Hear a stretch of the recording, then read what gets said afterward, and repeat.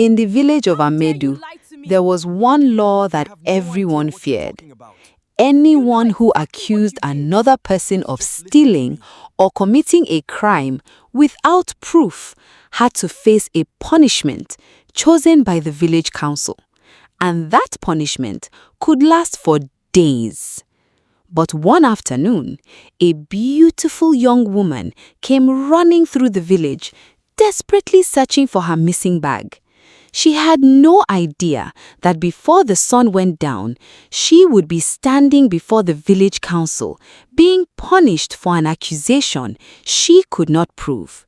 And what happened next left the entire village talking.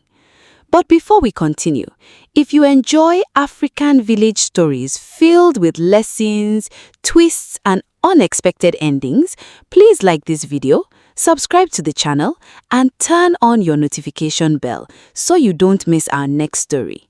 Now, let's begin.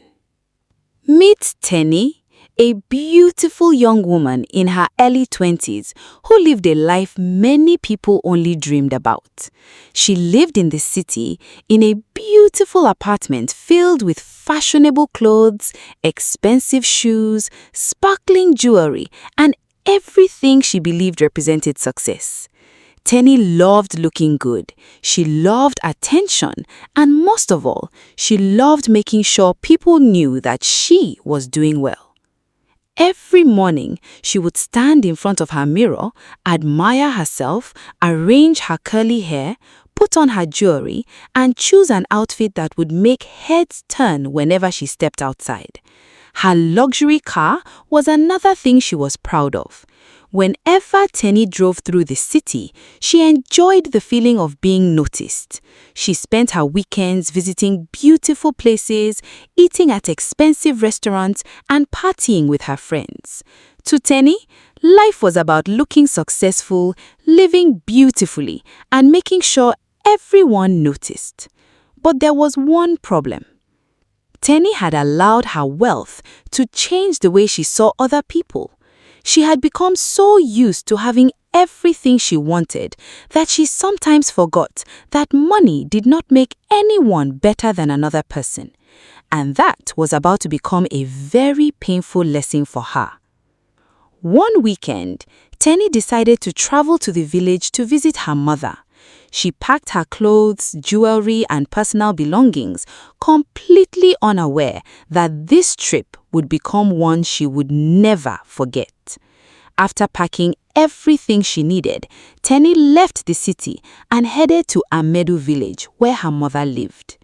When she arrived, she stepped out of her luxurious car looking glamorous and confident. Her fashionable clothes, beautiful hairstyle, jewelry, and expensive handbag immediately made her stand out. Teni looked around the village. Everything seemed so simple compared to the life she was used to in the city.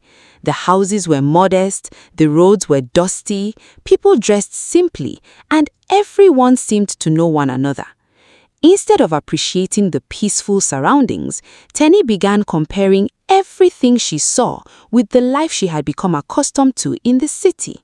She looked around and smiled to herself. I don't know how my mother manages to live here, she murmured. Not far away, Efe watched Teni quietly. Efe noticed the way Teni carried herself, the confidence, the expensive clothes, the jewelry, and the handbag she carried proudly. But Efe said nothing. She simply watched. Teni had come to Amedu to visit her mother. She had no idea that before she left that village, the people she was looking down on would teach her a lesson she would never forget. Teni had barely settled into the village before she began attracting attention. She moved around confidently, making sure everyone noticed her fashionable appearance and the expensive things she had brought with her. Her phone was one of the things she was most proud of. She held it up while talking, showing the villagers how advanced and expensive it was. She also showed off her jewelry and the money she had brought with her. To Teni, it was important that everyone understood one thing. She was not like them. The villagers watched quietly. Some were impressed, others simply smiled and continued with what they were doing. But Teni enjoyed the attention. She laughed and said, "You people should come to the city and see how we live. You will understand what real enjoyment is." A few people exchanged glances. Efe was among them. She had been watching Teni since she arrived, and she could already tell that Teni's confidence was beginning to turn into pride. But Efe kept quiet. She didn't know that Teni's pride was about to put her in a situation she never expected. Teni's behavior did not go unnoticed. Efe eventually walked over to her and spoke calmly. "Teni, there is nothing wrong with being successful, but you don't have to make people feel small because of what you have." Teni looked at her and laughed. "Feel small?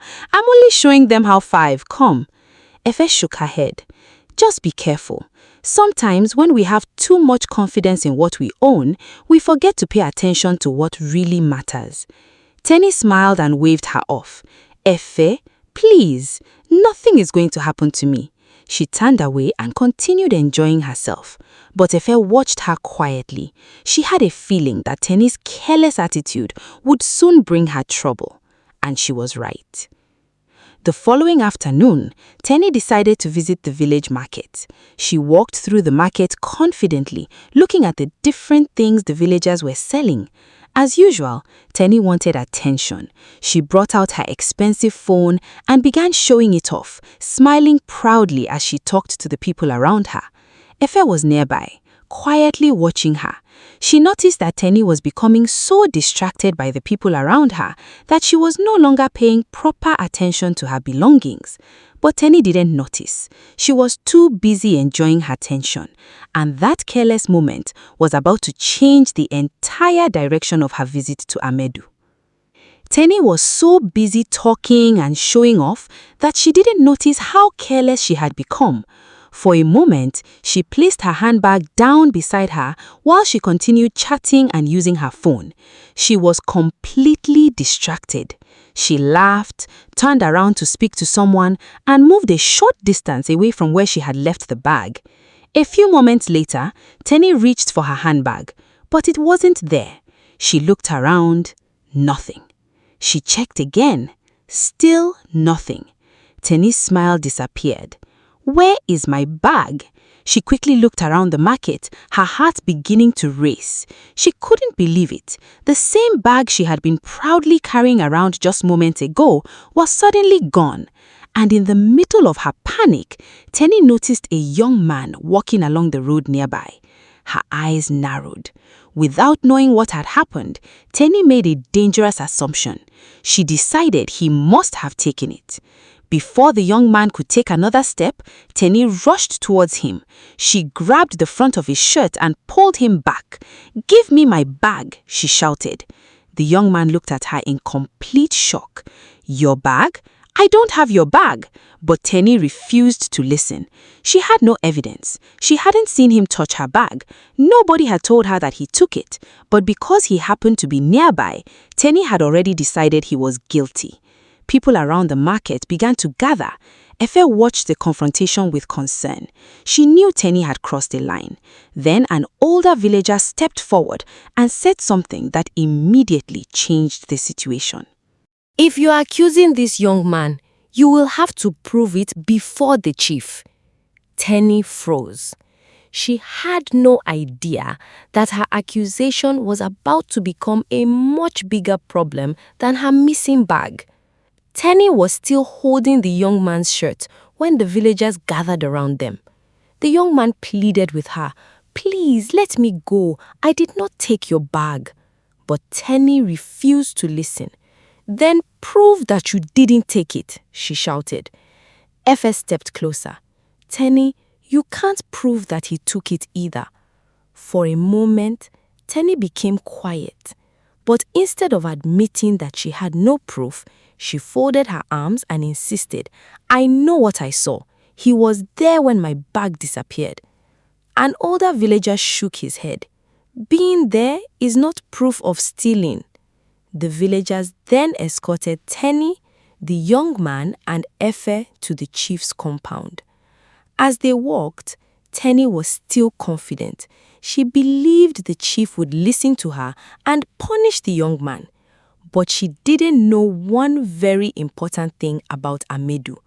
In that village, an accusation without proof could become a punishment for the person who made the accusation. When they finally reached the chief's compound, Teni stood confidently before the chief and his council. The young man stood a few steps away from her, looking worried but determined to clear his name. Efe stood quietly nearby. The chief looked at Teni and asked, "You accused this young man of stealing your bag. Tell me exactly what you saw." Teni pointed at the young man. "He was near me when my bag disappeared. I know he took it." The chief remained calm. Then he asked, "Did you see him take your bag?" Teni hesitated. "No." The chief asked again, "Did anyone see him take it?" Teni looked around. Nobody answered. The chief leaned forward. "Then what evidence do you have against this young man?" Teni opened her mouth to respond, but suddenly she had nothing to say. The entire council became silent. For the first time since she arrived in Amedu, Teni realized that her expensive clothes, her money, and her confidence could not prove her accusation. The chief looked at her seriously. In Amedu, suspicion is not evidence. The chief looked at Teni for a long moment. Then he turned to the young man. "You may speak." The young man stepped forward. "Chief, I did not take her bag. I was only passing through the market when she suddenly grabbed me and accused me." The chief nodded slowly. Then he turned back to Teni.